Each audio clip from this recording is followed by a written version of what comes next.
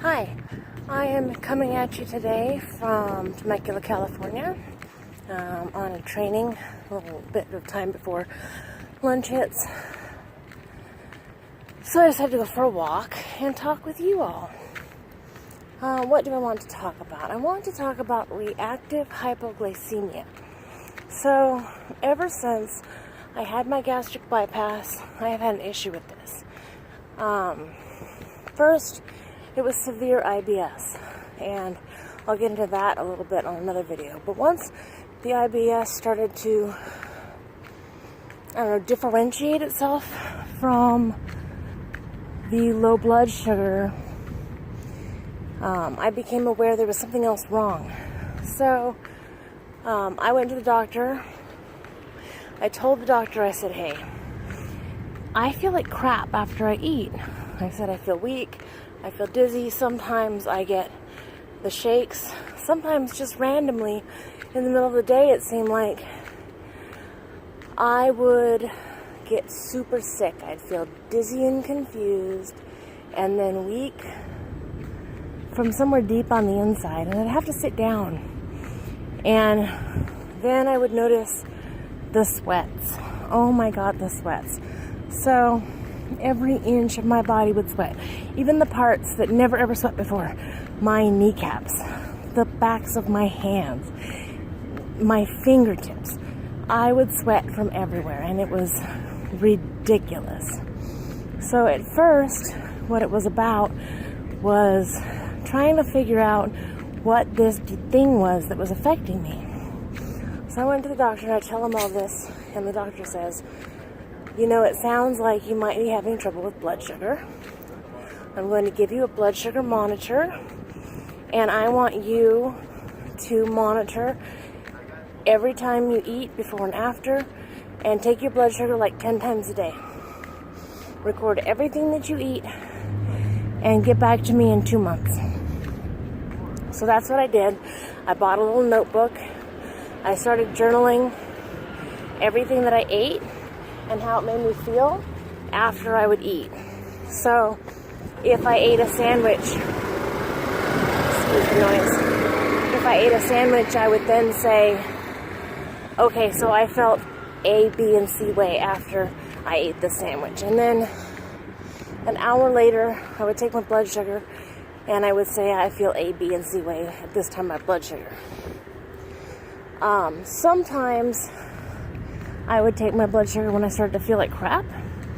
And I found that my blood sugar when I was feeling bad was between 40 and 32. So,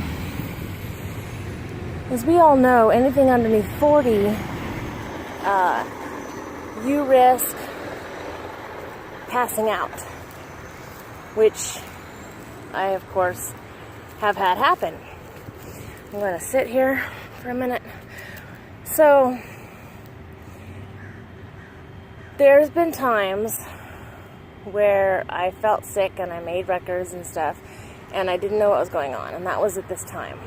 So, I took the records back to the doctor. The doctor said, you're clearly hypoglycemic. Watch your sugar intake. And that was it. No medication needed, just diet. Watch your sugar intake. So, that's what I did. And I found that each and every time I would have a little bit of sugar, if I didn't taper it down and have like a little bit less sugar, a little bit less sugar, a little bit less sugar over the period of hours, I would find that I would feel like crap and I would get these sweats. And eventually it actually got worse. The IBS pretty much cleared up. I have no real super big symptoms with the IBS, but the hypoglycemia kicks my butt. It has got to be the worst feeling ever. I can wake up in the middle of the night having a hypoglycemia bout if I had, like, say, ice cream or some kind of candy or something like that with dinner and I didn't get enough protein. I will wake up in the middle of the night and need to find a source of sugar so that I can come out of the shakes and the sweats that I'm having because of my because of my hypoglycemia, and it is reactive. It has only been ever since I had the surgery. There is nothing else that I've ever felt like this in my life. I believe this is what they refer to as the dumping syndrome. I don't get it from bread or potatoes. I don't get it from fried foods. I get it from sugar. I didn't realize that I was going to get dumping syndrome. I'd heard some people feel a little achy after they eat French fries or bread or potatoes or sometimes sugar, but that was the extent of what I was told. So when this started happening to me, I did not know what was going on. It was very frightening. And even now I have my moments where, I eat a donut or I eat something that I'm not supposed to have, and I end up having to go lay down. Sometimes even regular food, white rice, white potatoes, that kind of stuff, has such a high starchy content that it leaves me feeling blah or icky. And I have to go lay down. 9 times out of 10, I eat very small portions of my meals, but I eat the starchy stuff because it tends to fill me up and make me feel satisfied. And then about an hour later, I feel like total crap. Like nothing is good. It's all bad. It's all very bad.